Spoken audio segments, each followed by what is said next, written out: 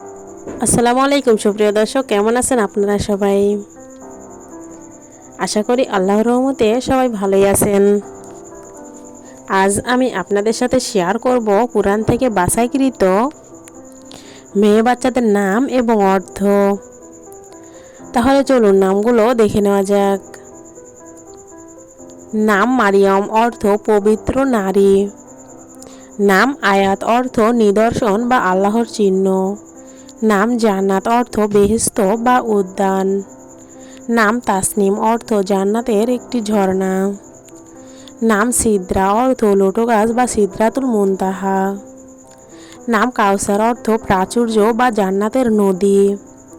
নাম সালওয়া, অর্থ সান্ত্বনা বা প্রশান্তি। নাম সাফা, অর্থ পবিত্রতা বা নির্মলতা। নাম মারওয়া, অর্থ সুগন্ধি পাথর বা মক্কার পাহাড়ের নাম।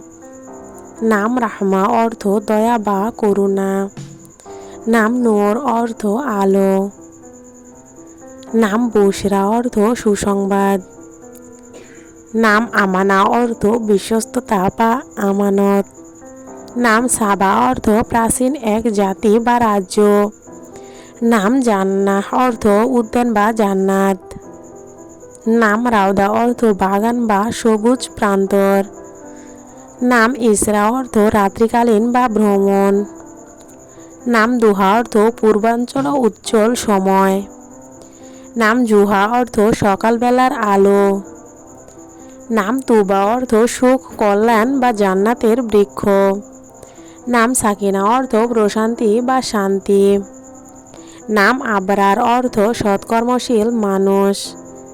নাম বাইনাহ, অর্থ সুস্পষ্ট প্রমাণ। নাম ফিদা, অর্থ আত্মত্যাগ। নাম কারিমা, অর্থ সম্মানিতা বা উদার। নাম জাকিয়া, অর্থ পবিত্র বা পরিশুদ্ধ।